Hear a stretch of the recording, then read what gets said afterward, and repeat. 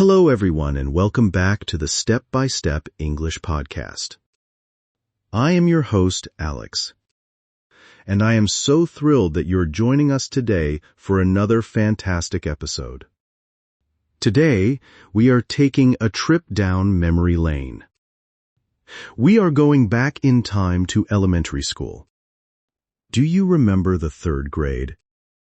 Because today, we are going to look at the third grade science curriculum. I know it sounds crazy, but elementary science is packed with amazing English vocabulary. So let us welcome our wonderful co-host and resident teacher expert, Emma. Hello, Alex, and hello to all of our amazing English learners. I am so excited about today's topic. You are completely right about the vocabulary, Alex. Third grade science covers everyday words that native speakers use all the time. Exactly. Words about how things move, the weather outside, and why we look the way we do. I was actually terrible at science when I was a kid. My science fair project was a volcano that completely ruined my mother's kitchen carpet. It was a very dark day in my scientific career. But I am ready to learn today, Emma. What is our very first topic? Our first topic today is forces and motion. In physics, a force is simply a push or a pull on an object. Whenever you push a door open or pull a chair out to sit down, you are using a force. A push or a pull. That is very easy to remember. So, when my lazy dog refuses to walk and I have to drag him down the street, that is a pulling force. And when I try to close my suitcase that is entirely too full of clothes, I am using a pushing force. See, I am already a physics genius. You certainly are, Alex. Now, students also learn the difference between balanced and unbalanced forces. If a force is balanced, the object does not move at all. The pushes and pulls are perfectly equal in opposite directions. Wait, that is a bit confusing for me. If I am pushing something, how can it not move? Oh, like if I push against a solid brick wall? I can push as hard as I want, but the wall stays exactly where it is. Spot on, Alex. The wall is essentially pushing back with the exact same amount of force. However, if the forces are unbalanced, the object will move. If you push a shopping cart, your forward force is stronger, so the cart rolls down the aisle.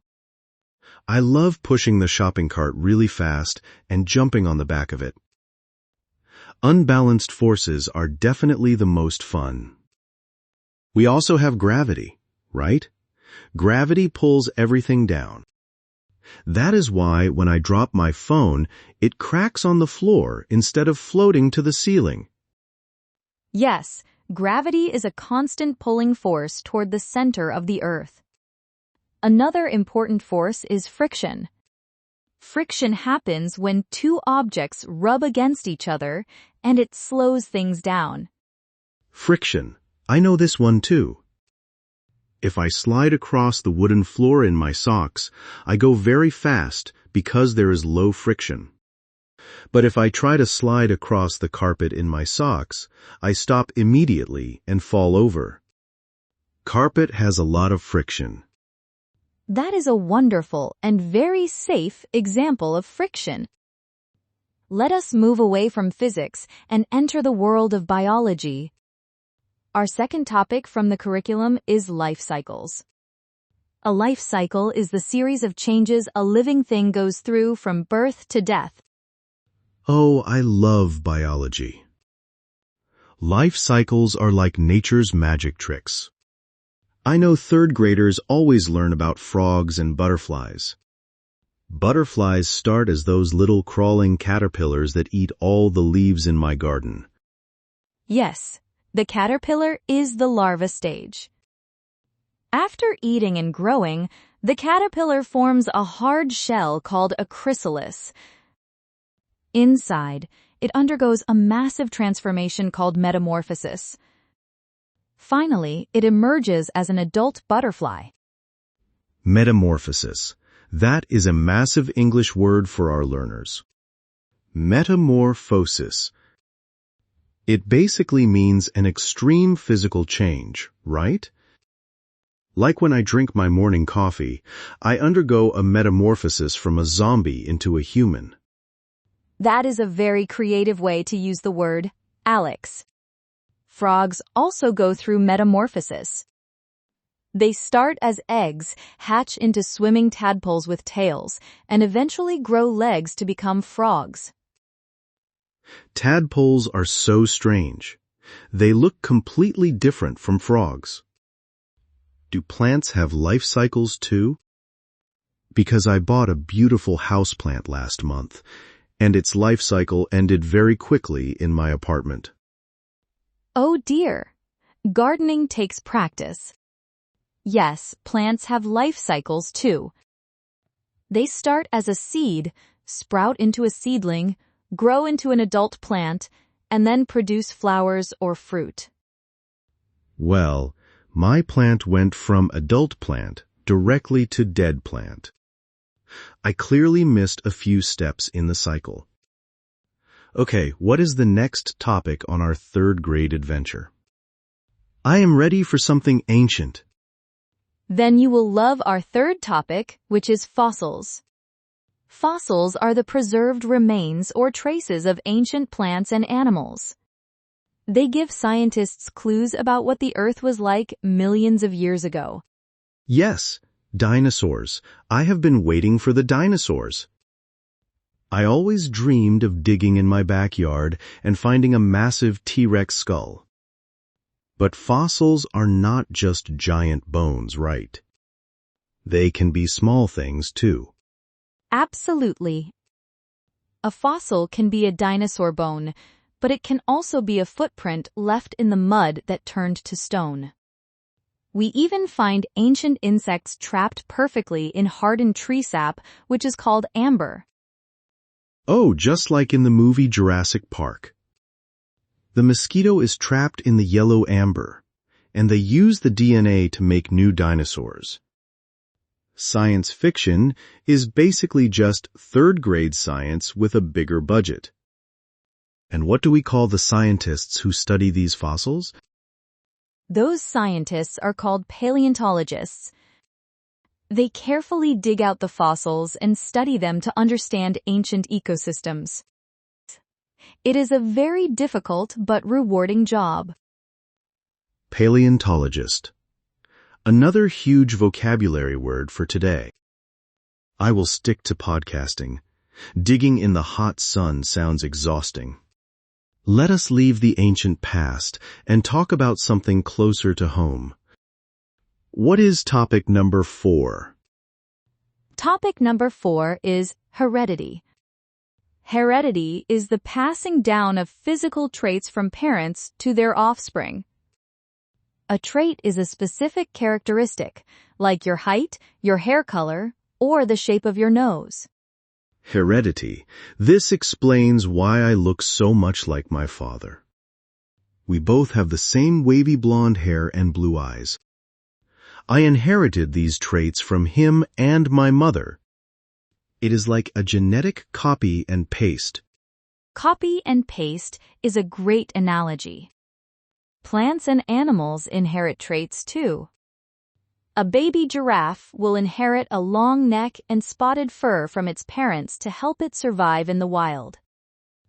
But wait, Emma. What if I learn how to play the guitar really well? Will my future children automatically know how to play the guitar because of heredity? No, that is a very important distinction in science. Playing the guitar is a learned behavior, not an inherited trait. You inherit physical things like eye color, but you have to learn skills like music or languages. That is a relief. Because I am terrible at mathematics, and I hope my children do not inherit my bad math skills. They can just learn it better than I did. All right, what is our fifth and final topic for today's science lesson? Our final topic is weather patterns and climates. This is something we talk about in English every single day. Weather describes the current conditions outside, like if it is raining or sunny today. Right. The weather changes all the time. 1 minute, it is beautiful and sunny, and the next minute, a massive thunderstorm ruins my picnic. So, if that is weather, what exactly is climate? Is climate just a fancy word for weather? Not exactly. Climate is the average weather pattern in a specific area over a very long period of time.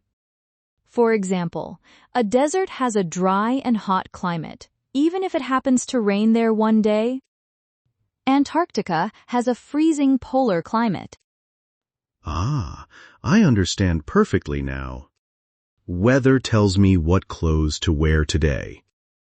Climate tells me what clothes to buy when I move to a new country. If I move to a tropical climate, I only need t-shirts and shorts. But if I move to a temperate climate, I need clothes for all 4 seasons. That is a brilliant way to summarize it, Alex. Third graders also learn about extreme weather patterns like hurricanes, tornadoes, and blizzards. But the basic difference between weather and climate is the most important concept. Well, my brain is officially full of scientific knowledge. I feel like a certified third-grade genius. But knowing the facts is only half the battle. Now we need to practice using these vocabulary words in a real conversation. Emma, I think it is time for our famous 10-turn role play. I completely agree. Role-playing is the best way to make new vocabulary stick in your memory. I will pretend to be the science teacher giving an oral exam. You will be the student trying to pass the test. Let us begin. I am sitting at my desk, my pencil is sharpened, and I am ready. Hit me with your best science questions, Teacher Emma. Good morning, Alex. Let us start with physics. If you and your brother are pushing a heavy box from opposite sides, and the box does not move, what kind of force is this? Good morning, teacher. Because the box is not moving, the pushes are equal. So, that is a balanced force. Excellent answer. Now, if you drop your textbook on the floor, what unseen pulling force caused it to fall down? I hope I do not drop my textbook. But if I do, the unseen pulling force is gravity. Gravity always pulls things down. Very good. Let us switch to biology. What is the scientific term for the complete physical change a caterpillar goes through to become a butterfly? Oh, that is the biggest word we learned today. It is called metamorphosis. It happens inside a chrysalis. Perfect pronunciation, Alex. Now, moving on to history and rocks. If you discover an ancient footprint turned to stone in a riverbed, what have you found? I have found a trace fossil. And I will immediately call a paleontologist to come and dig it up. You are doing wonderfully. Question number 5. Can you tell me what we call insect fossils that are perfectly preserved in golden tree sap? Yes, those insects are trapped in amber. It is just like the mosquito from the dinosaur movies. Let us hope they do not make real dinosaurs. Next question, moving to heredity. Why does a baby tiger have stripes just like its mother and father? The baby tiger has stripes because of heredity. It inherited the physical trait of striped fur from its parents. Correct again. But what if a dog learns to roll over and shake hands? Will its puppies naturally know how to do those tricks when they are born? No, they will not. Rolling over is a learned behavior, not an inherited trait. The puppies will have to go to training school to learn that. You are absolutely right. Let us look at our final topic, weather and climate. If I tell you that it is currently snowing outside our school, am I describing the weather or the climate? You are describing the weather because it is happening right now today. And if it is snowing, I hope we get a snow day and go home early. No snow days during the exam, Alex. Final question. If we talk about the Amazon rainforest being hot and humid all year round for centuries, what is that called? That long-term average pattern is called the climate. The Amazon has a tropical climate. Congratulations, Alex. You have answered all 10 questions perfectly and passed the third grade science exam. Yes, I knew I was smarter than a third grader. Let us step out of the role play now. That was such a fantastic review, Emma. The ping-pong style of asking and answering really helps cement the words in my mind. Words like balanced force, metamorphosis, fossil, inherited trait, and climate. They are wonderful vocabulary words for A1 to B2 learners. Even though the topics are elementary, adults use these exact words to discuss nature, family, and the environment. Practicing them in context is the key to fluency. I completely agree. And I want to challenge all of our listeners today. Try to use one of these science words in a sentence this week. Tell your friends about the weather, or blame your bad morning mood on an unbalanced force. Get creative with your English. Thank you so much, Teacher Emma, for guiding us through this amazing lesson today. It was my absolute pleasure, Alex. Keep practicing, keep listening, and keep exploring the English language, everyone. We could not have said it better ourselves. Thank you all for joining us on this scientific podcast adventure. Remember to review the vocabulary and practice speaking out loud. We will be right here waiting for you in the next episode of the Step-by-Step English Podcast. Until next time, stay curious and goodbye, everyone.